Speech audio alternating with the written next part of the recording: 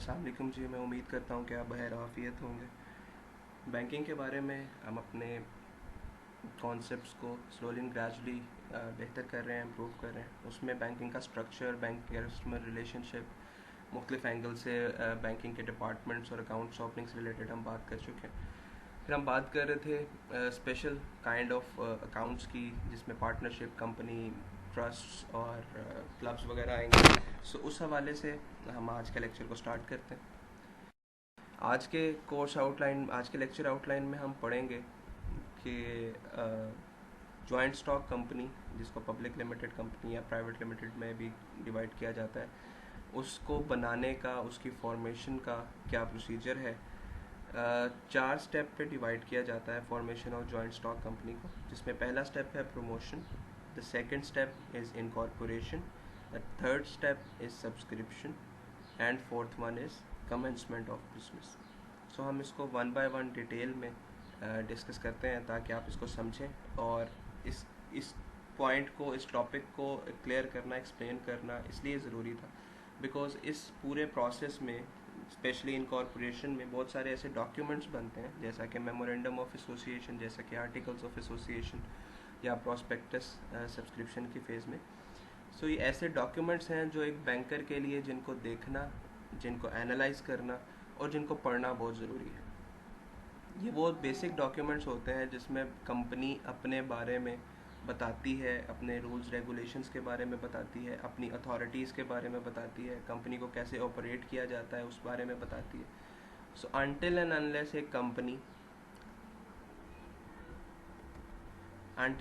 एक company authorise नहीं करती अकाउंट ओपन होने के लिए, बिकॉज रिमेंबर हमने पढ़ा था, a company is a separate legal entity, a company is an artificial person, so that means a company has a separate identity. So company इन्हीं डॉक्यूमेंट्स के थ्रू अपने आप को अलाउ करती है कि वो बैंक अकाउंट ओपन कर सकती है, या वो फाइनेंसिंग ले सकती है, या वो बोरोइंग ले सकती है। सो ऐसे सिनेरियो में इन डॉक्यूमेंट्स को पढ़ना, ताकि बैंकर इन फ्यूचर किसी भी कोर्ट केस में ना इन्वॉल्व हो जाए। अगर डॉक्यूमेंट अलाउ नहीं करते कोई अकाउंट ओपन करने के लिए या फाइनेंसिंग या बोरोइंग के लिए, सो इसका मतलब है वो कंपनी का अकाउंट ओपन नहीं किया जा सकता। So due to this fact, due to this importance of those documents, I am sharing with you the whole procedure of formation of joint stock company. So one by one इसको पढ़ते हैं। सबसे पहला step है promotion का। This is the first stage of formation of a company, and the word promotion refers to the allocation of various activities designed for a particular company or enterprise. So ये एक various activities पे मुश्तमिल है, जिसमें हम कह सकते हैं कि एक आइडिया जनरेट करना, इन्वेस्टिगेशन करना उस आइडिया की, जो कंपनी बिजनेस करना चाह रही है या सोच रही है, या जो आइडिया है उसके हवाले से रॉ मटेरियल या वेंडर्स कौन कौन होंगे, कहाँ से आएंगे, किस तरह मैनेज किए जा सकते हैं, कौन सप्लायर होगा, किसको ये प्रोडक्ट बेची जा सकती है, कहाँ पे बिज़नेस का ऑफिस बनेगा, कंपनी बनेगी, कहाँ पे मैन्युफैक्चरिंग प्लांट लगेगा, कहाँ पे सर्विस ओरिएंटेशन के लिए कोई जगह एलोकेट की जाएगी।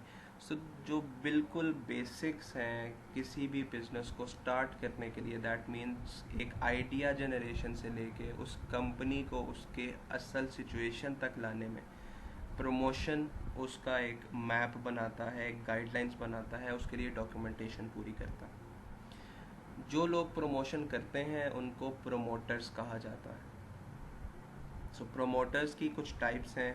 बेसिकली हम प्रोमोटर्स को 3 टाइप्स में डिवाइड करते हैं। सिंपल प्रोमोटर्स, जिनका नाम प्रोमोटर्स ही है, then professional promoters and occasional promoters. Professional promoters वो होते हैं जिनका काम एक कंपनी की आइडिया जनरेशन से लेके उस कंपनी की तमाम डॉक्यूमेंटेशन पूरी करके उसको अपनी एक लीगल हैसियत में लेके आने तक होती है। जब कंपनी अपने वजूद में आ जाती है, यानी कि इनकॉर्पोरेशन फेज़ में आ जाती है, उसके बाद वो सूटेबल कैंडिडेट्स ढूंढते हैं कंपनी की मैनेजमेंट के लिए, यानी कि बोर्ड ऑफ डायरेक्टर्स। और उससे पहले अपना जितना एक्सपेंस हुआ होता है उनका, सो वो expense along with the remuneration, जो सर्विसेज उन्होंने प्रोवाइड की, उन सर्विसेज की जो भी मुआवजा उनका होता है, वो तमाम मुआवजा और एक्सपेंस लेते हैं और उस कंपनी को हैंड ओवर करके to the management, to the board of directors, वो एक नई कंपनी बनाने की तरफ चले जाते हैं. So that is their profession. The profession is to incorporate a company and then hand it over to the board of directors and then again go for formation of a company. So ऐसे लोगों को, ऐसे promoters को हम professional promoters कहते हैं. Then the second type is occasional promoters. इनका primary profession तो कोई और होता है. Most probably they are lawyers because they have the information, they have the knowledge about the legal matters. So most probably वो lawyers ही होते हैं. So उनका profession कुछ और होता है. But for the earning or for the part-time job, they also formulate or they also incorporate or they also help or to facilitate to form a company. So ऐसे लोगों को, ऐसे promoters को, ऐसी organizations को हम occasional promoters कहते हैं. जैसा कि एक टीचर की primary responsibility पढ़ाना है, so this is the profession. Teaching is a profession of that person. अगर वो शाम के टाइम कोई पार्ट टाइम जॉब करते हैं या वो कोई पार्ट टाइम बिजनेस करते हैं या वो शाम के टाइम कोई कंसल्टेंसी प्रोवाइड करते हैं, so that means it's the part time business. ये उनका ओकेजनल वर्क है, where as teaching is the profession. So similarly occasional promoters वो होते हैं जो ओकेजनली किसी कंपनी को फॉर्म करते हैं और जब वो कंपनी इनकॉर्पोरेशन में आ जाती है, अपनी लीगल हैसियत में आ जाती है, तो उस कंपनी के लिए बोर्ड ऑफ डायरेक्टर्स चूज़ करते हैं, एलेक्ट करते हैं या उनको हैंड ओवर करते हैं और फिर एक नई कंपनी बनाने की तरफ चले जाते हैं. So they are called occasional promoters. And then we will talk about the promoters. ये वो होते हैं जो अपने लिए ही कंपनी बना रहे होते हैं. So first they act as the promoters. वो अपना तमाम रोल प्रमोटर्स का प्ले करते हैं. इन्वेस्टिगेट करते हैं, वेंडर्स चूज़ करते हैं, एरिया चूज़ करते हैं, लोकेशन चूज़ करते हैं, बायर्स के लिए वर्किंग कर. सो वो तमाम काम करने के बाद they nominate themselves as a management of the company और they nominate themselves to be elected as board of directors of the company. So ऐसे इंडिविजुअल्स या ऐसी कंपनी ऑर्गेनाइजेशंस को हम प्रोमोटर्स कहते हैं. सो मैं इसको दोबारा पढ़ूंगा फोर्थ लाइन से. At the time of this stage the company needs a lot of things for the establishment like capital, property, business objects, efficiency and so on. So that means different resources की allocation, different resources की deployment का जो फैसला है वो promoters कर रहे होते हैं. सो अगर हम प्रमोशन स्टेज को सब कैटेगराइज करें, so discovery of an idea, that means company क्या काम करेगी, कंपनी किस सेक्टर में इन्वॉल्व होगी या कंपनी किस एरिया या स्पेशलाइजेशन के ऊपर काम करेगी, वो आइडिया जनरेट करना प्रोमोटर का काम होता है. देन उस पर एक्शन लेना मीन्स उसकी डिटेल्ड इन्वेस्टिगेशन करना, because a business is done for the sake of earning profit. A business is actually a legal activity which is being carried out for the sake of earning profit. So उस company की detailed investigation, उस idea की detailed investigation करना कि ये किस तरह successful हो सकता है. उसमें जितने भी वेरिएबल्स, जितने भी फैक्टर्स आते हैं, जैसे मैंने अभी आपको बताया, वेंडर्स है, कॉस्टिंग है, मटेरियल है, लोकेशन है, वो तमाम चीज़ों की इन्वेस्टिगेशन करना और उनको असेंबल करना, उनके लिए बेसिक इन्फॉर्मेशन को इकट्ठा करके उन तमाम मटेरियल्स को एक जगह डॉक्यूमेंटेशन के थ्रू इन प्लेस करना, ये सारा काम प्रमोशन स्टेज में हो रहा होता है. Then we have incorporation stage. Incorporation stage को हम रजिस्ट्रेशन स्टेज भी कहते हैं. इसका मतलब ये है कि इस पॉइंट पे इस कंपनी को रजिस्टर किया जा रहा है, और कंपनी को रजिस्टर करने का मतलब है उसका नाम रजिस्टर किया जा रहा है. So once a company gets involved into registration, the first process is to check whether the name is already opted by another one or not. अगर तो वो पहले से नाम opted है, so इसका मतलब है a legal person, it is a company is an artificial person. so एक नाम के दो लोग या एक नाम पे दो कंपनीज रजिस्टर नहीं की जा सकती. For example, Unilever Pakistan limited is a registered company. You can not register your company another company on the same name. सो इस हवाले से रजिस्ट्रेशन के हवाले से कुछ बेसिक प्रोसेसेस हैं, जिसमें एक अगर प्रोसेसेस की बात करूं तो कुछ डॉक्यूमेंटेशन इंपॉर्टेंट है, जिसमें से सबसे इम्पॉर्टेंट डॉक्यूमेंट मेमोरेंडम और आर्टिकल्स ऑफ एसोसिएशन है. सो हम पहले बात करते हैं रजिस्ट्रेशन प्रोसेस की और फिर मैं इन डॉक्यूमेंटेशन के बारे में आपको बताऊंगा. सो सबसे पहले रजिस्ट्रार ऑफ कंपनीज, SEC का जो रजिस्ट्रार होता है, उनके पास एक एप्लीकेशन फॉर्म फिल करके प्रेस्क्राइब्ड, अगर कंपनी को रजिस्टर करवाना है तो ऑब्वियसली उसका एक प्रेस्क्राइब्ड फॉर्मेट है, एक फॉर्म है जिसको फिल किया जाता है. उसके साथ एक प्रेस्क्राइब्ड फ़ी है जो बैंक में चालान पे करके वो लगाया जाता है. साथ में बेसिक डॉक्यूमेंट्स जैसा कि मेमोरेंडम और आर्टिकल्स ऑफ एसोसिएशन मैंने आपको बताया, ये लगाए जाते हैं. सो इन तमाम डॉक्यूमेंटेशंस को रजिस्ट्रार को सबमिट करवा दिया जाता है. अगर वो सेटिस्फाइड है तो वो एक सर्टिफिकेट इशू कर देते हैं जिसको कहते हैं सर्टिफिकेट ऑफ इनकॉर्पोरेशन. और अगर वो सेटिस्फाइड नहीं है तो ऑब्वियसली उस पर अनॉमलीज या ऑब्जेक्शंस लिख दी जाती हैं और उन ऑब्जेक्शंस को रिमूव करना ज़रूरी होता है. इस इनकॉर्पोरेशन स्टेज में डॉक्यूमेंटेशन जैसे मेमोरेंडम और आर्टिकल्स को बनाना, प्रेस्क्राइब्ड फ़ी जमा कराना, एक फॉर्म फिल करना. उसके अलावा ऐसे लोग जो कि बोर्ड ऑफ डायरेक्टर्स के तौर पे काम करना चाहते हैं या मैनेजमेंट के तौर पे काम करना चाहते हैं, उनकी एक लिस्ट प्रिपेयर करके SECP को जमा करवाना. उसके अलावा ये मेमोरेंडम ऑफ एसोसिएशन के ऊपर तमाम ऑफिशियल्स जो बोर्ड ऑफ डायरेक्टर्स के लिए अपने आप को नॉमिनेट करते हैं, उनके साइन करवाना.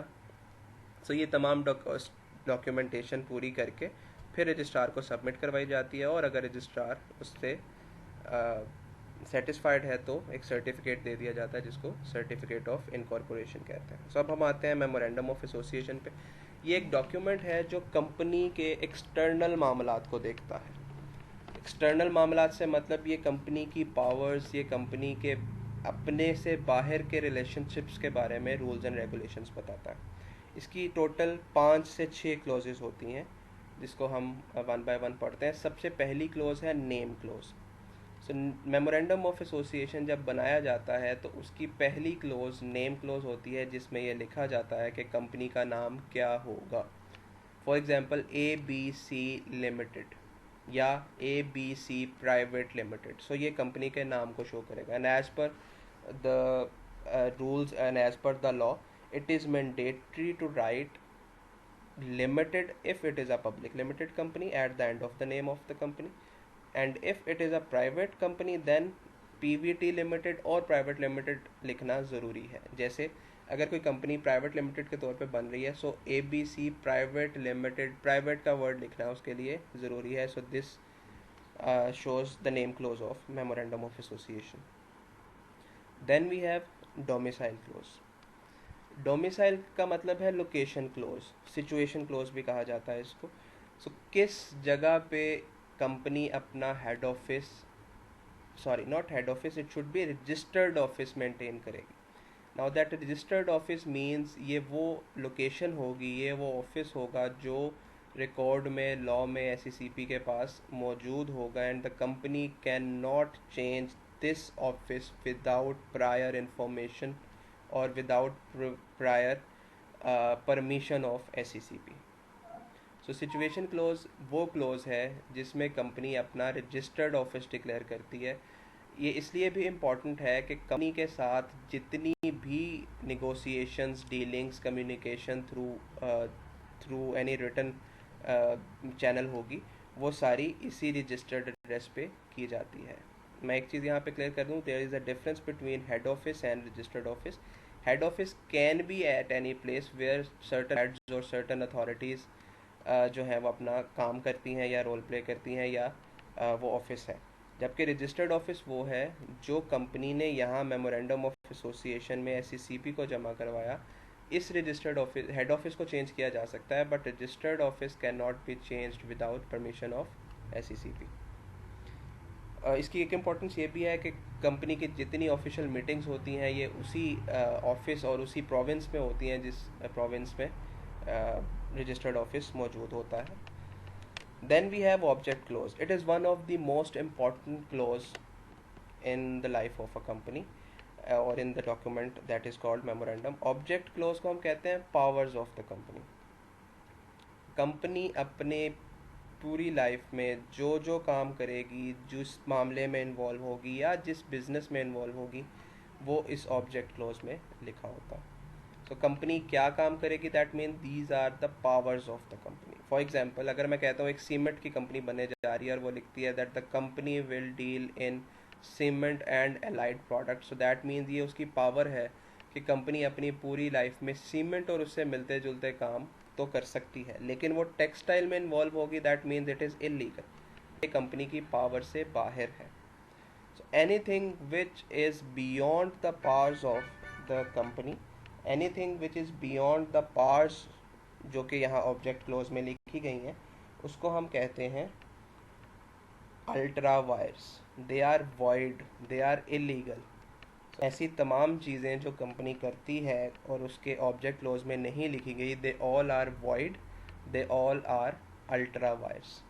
तो company, in other words, in simple words, company अपनी पावर से ज़्यादा, पावर्स कहाँ से डिफाइन होती हैं, इस ऑब्जेक्ट क्लोज में लिखी जाती है मेमोरेंडम के। सो ऑब्जेक्ट क्लोज पावर से ज़्यादा कोई काम अलाउ नहीं है कंपनी को करना।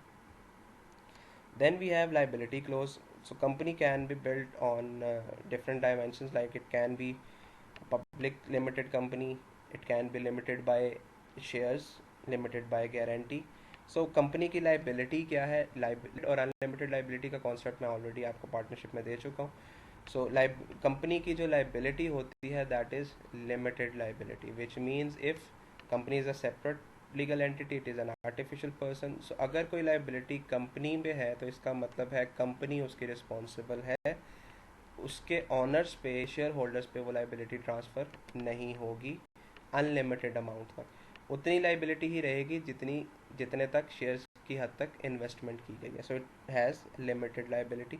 वो लिमिटेड कहाँ तक है, शेयर्स तक है, गारंटी तक है, वो इस क्लोज में लिखा जाता है। Then we have capital clause और सब्सक्रिप्शन क्लोज। अपनी पूरी लाइफ में ज़्यादा से ज़्यादा कितने शेयर इशू कर सकती है या कितना पैसा जनरल पब्लिक से ले सकती है in terms of issuance of shares, इसको हम कहते हैं कैपिटल क्लोज। सो इसको हम ऑथराइज्ड कैपिटल भी कहते हैं। ऑथराइज्ड कैपिटल की मुख्तलिफ टाइप्स हैं, आपने यकीनन अकाउंटिंग में पढ़ी होंगी। Authorized capital, then paid up capital, issued and unissued capital. So यहाँ पे ऑथराइज कैपिटल की बात हो रही है, वो पैसा या वो शेयर्स जो कंपनी अपनी पूरी लाइफ में ज़्यादा से ज़्यादा इशू करके पैसा ले सकती है, दैट इज़ ऑथराइज्ड कैपिटल, और वो कैपिटल यहाँ पे कैपिटल क्लोज में लिखा जाता है। आज यहाँ पे एक असाइनमेंट आपको मैं देने जा रहा हूँ। Memorandum of association in detail मैंने आपको बताया। सो ये first assignment is to find out memorandum of association of any Pakistani based company.